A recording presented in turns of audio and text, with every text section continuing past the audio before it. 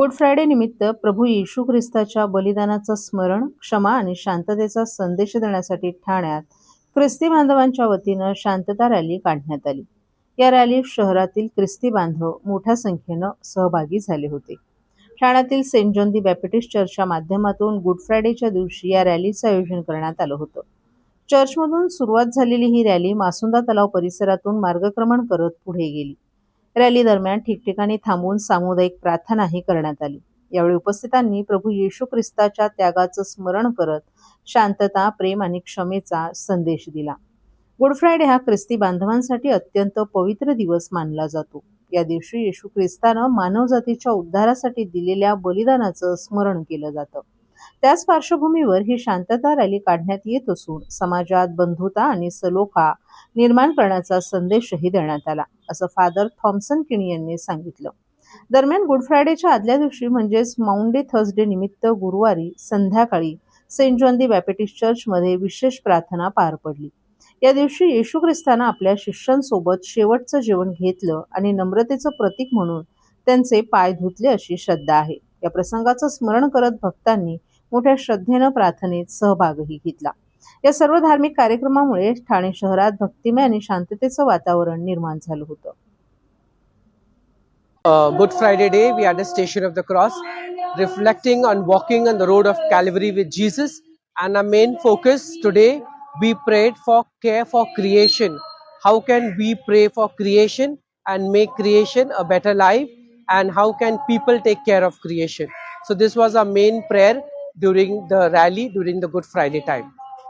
प्रिय मित्रांनो, आज आपण गुड फ्रायडे साजरा करत आहोत आणि गुड फ्रायडेच्या नीतीने आम्ही ही रॅली काढली होती आणि प्रत्येक स्टेशनला आम्ही प्रार्थना केली. परंतु महत्त्व करून आपण आपलं पर्यावरण, क्रिएशन कसं सांभाळायचं आणि क्रिएशनला कसा रिस्पेक्ट द्यायचा हे आम्ही या रॅलीमध्ये प्रार्थना केली. थँक्यू.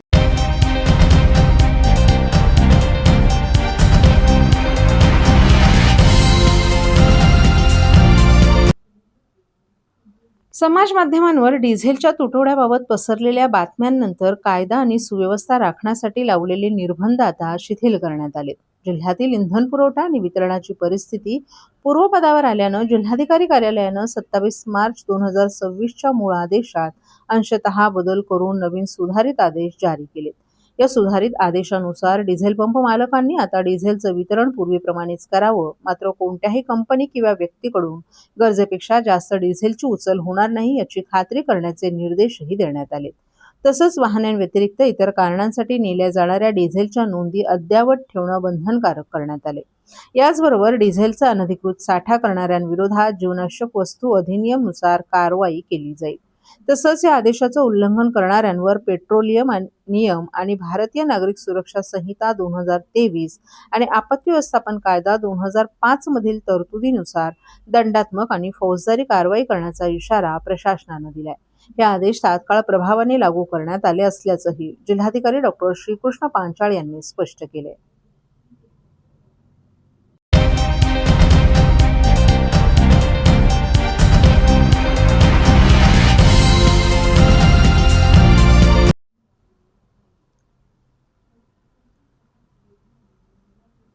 प्रभागातील विविध प्रकारची कामे करण्यासाठी नगरसेवकांनी पालिका आयुक्तांकडे कोट्यावधींच्या निधीची मागणी केली आहे.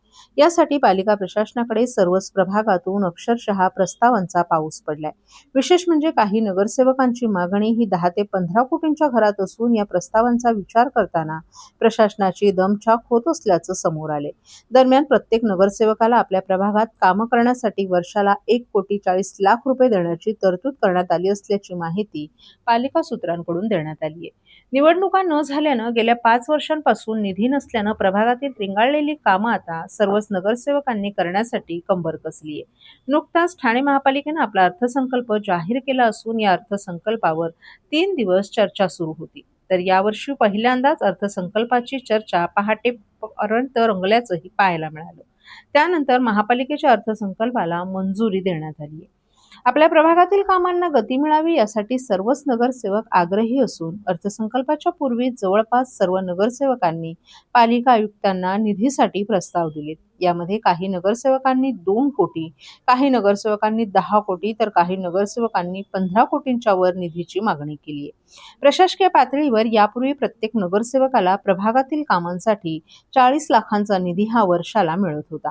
त्यानंतर महासभेत तरतूद करून या निधीमध्ये वाढ होत होती. मात्र यावर्षी पहिल्यांदाच प्रशासनानंच प्रत्येक प्रभागासाठी 1 कोटींची तरतूद करण्याचा निर्णय घेतला असल्यानं प्रत्येक नगरसेवकाला आता 1 कोटी 40 लाखांचा निधी वर्षाला खर्च करायला मिळणार असल्याचं प्रशासनाच्या वतीनं स्पष्ट करण्यात आलंय.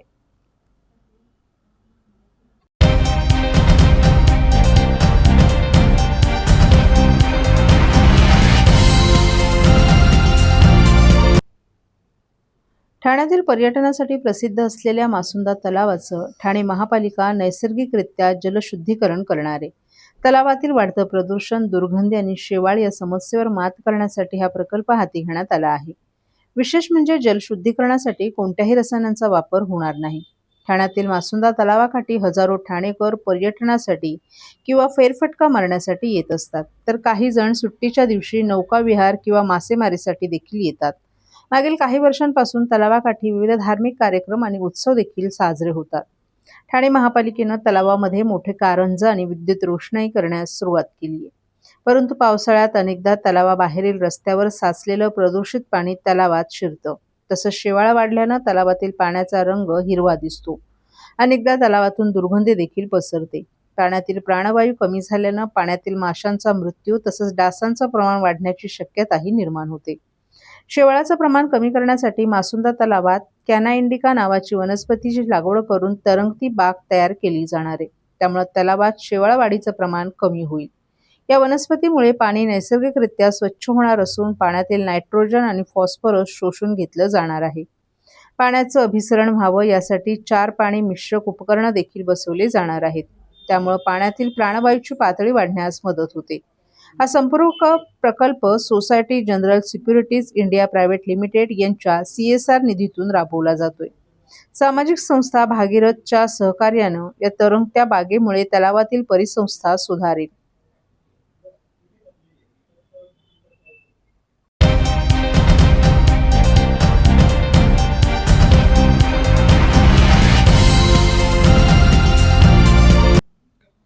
ठाणे शहर झपाट्यानं विस्तारत असून ठाणेकरांच्या मागणीनुसार मनोरंजनासाठी घोडबंदर वाघबीळ येथे राज्यातील सर्वात मोठे तीर्थरूप निरूपणकार आप्पासाहेब धर्माधिकारी नाट्यगृह उभारण्यात येत आहे. सुमारे 2500 प्रेक्षक क्षमतेचं हे नाट्यगृह सांस्कृतिक क्षेत्रासाठी एक मोठी देणगी ठरेल अशी माहिती परिवहन मंत्री प्रताप सरनाईक यांनी एका पत्रकार परिषदेत दिली आहे.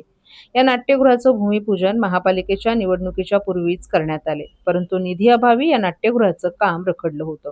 आता राज्य शासनाने या प्रकल्पासाठी एकूण 168 कोटी रुपयांचा निधी मंजूर केला असून त्याचं कालच शासन निर्णय काढण्यात आले. पहिल्या टप्प्यात 85 कोटी तर दुसऱ्या टप्प्यात 53 कोटी रुपयांचा निधी वितरित करण्यात आलाय. यासाठी उपमुख्यमंत्री एकनाथ शिंदे यांचे आभार मानत येत्या 3 वर्षात हे नाट्यगृह ठाणेकरांच्या सेवेत दाखवलेले असं सरनाईक यांनी सांगितलं. सुमारे 7,300 चौरस मीटर क्षेत्रफळावर उभारल्या जाणाऱ्या या नाट्यगृहात 2,500 आसन क्षमता असेल. यामध्ये मुख्य सभागृहात 1,600 आसनं तसंच 2 बाल्कनीत प्रत्येकी सुमारे 450 आसनांची व्यवस्था असणार आहे. विशेष म्हणजे रंगमंचाची उंची गडकरी रंगायतांपेक्षा तब्बल 12 मीटर अधिक ठेवण्यात येणार आहे, ज्यामुळे भव्य नाट्यप्रयोग सादर करणं शक्य होईल. नाट्यगृहाच्या परिसरातील सुमारे 60% जागा मोकळी ठेवून सुमारे 2,000 चौरस मीटरचा प्रशस्त प्लाझा उभारण्यात येणार आहे. या प्लाझामध्ये एकाच वेळी 1500 ते 200 नागरिक उभे राहू शकतील. तसंच लाईव्ह इव्हेंट, सांस्कृतिक कार्यक्रमांना सादर करण्याची सुविधाही उपलब्ध करून दिली जाणार आहे. नाट्यगृहात प्रेक्षकांसाठी अत्याधुनिक सुविधा उपलब्ध करून देण्यात येणार आहेत. याशिवाय 3 मजल्यांच्या पार्किंगची सुविधाही दिली जाईल. यामध्ये 6 लिफ्ट, एस्केलेटर, प्रशस्त आसन व्यवस्था, स्वच्छतागृहे यांचाही समावेश आहे. दिव्यांगांसाठी विशेष पहिल्या रांगेत 12 आसनांची स्वतंत्र व्यवस्था करण्यात येणार आहे. तर कलाकारांसाठी स्वतंत्र लिफ्ट, बॅकस्टेज सुविधा तसंच 2 मोठे बँकेट हॉल उभारण्यात येणार असून त्यातून महानगरपालिकेला उत्पन्न मिळेल. नाट्यगृहाच्या देखभालीसाठी हे उत्पन्न महत्त्वाचं ठरणार आहे. या प्रकल्पाच्या नियोजनासाठी लवकरच रंगकर्मी, दिग्दर्शक आणि कलाकारांची बैठक घेण्यात येणार असून त्यांच्या सूचनांनुसार पुढील कामाला सुरुवात केली जाणार असल्याची माहिती सरनाईक यांनी दिली आहे. हे नाट्यगृह केवळ ठाण्यासाठी नव्हे तर आपल्या राज्यासाठी सांस्कृतिक वैभव ठरेल असा विश्वासही सरनाईक यांनी व्यक्त केलाय. बघा, ठाणे पूर्वीपासूनचं साहित्यप्रेमी आणि नाट्यकर्मीचं शहर म्हणून ओळखलं जातं. उलट मी तर नेहमी म्हणेल की मुंबईनंतर ठाणे आणि पुण्यामध्ये नेहमीच सांस्कृतिक देवाणघेवाणीसाठी कोण पुढे याची चर्चा होत राहिलेली आहे. आणि आम्ही प्रत्येक वेळेस दाखवून दिलंय की ठाणे कुठल्याही परिस्थितीमध्ये कमी नाहीये. आम्ही नेहमीच दाखवत आलो ठाणे तेथे काय उणे, आणि सगळ्या नाट्यप्रेमींसाठी ही एक पर्वणी ठरणार आहे. आणि शिवसेना आणि एकनाथ शिंदे साहेब फक्त घोषणा करून थांबत नाही, ती याची पूर्तता करतात. खरं तर आम्ही हे 3 महिन्यापासून सगळं आमचं चालू आहे, परंतु आम्ही लोकांपर्यंत आणलं नव्हतं.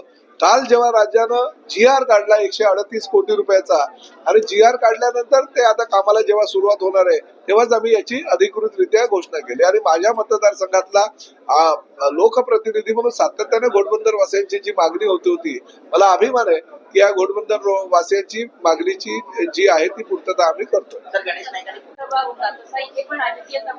100% राजकीय सभा हा बघा, राजकीय सभा हा ही दुय्यम गोष्ट आहे. आमच्या दृष्टीनं नाट्य रसिकांना पर्वणी देणं, आणि प्रामुख्यानं काही मोठ्या संस्थांचे कन्व्हेन्शन होतात, त्या आपल्याकडे मोठं कन्व्हेन्शन सेंटर नाही, तर ह्या नाट्यगृहाच्या माध्यमातून एक चांगलं कन्व्हेन्शन सेंटर सारखं सुद्धा नवीन कन्व्हेन्शन सेंटर होईपर्यंत, ते पण आम्ही प्रपोज केलेलं आहे मोगरपाड्याच्या कारशेडच्या जागेत, पण नवीन कन्व्हेन्शन सेंटर होईपर्यंत या नाट्यगृहाचा सुद्धा वापर त्यासाठी केला जाईल.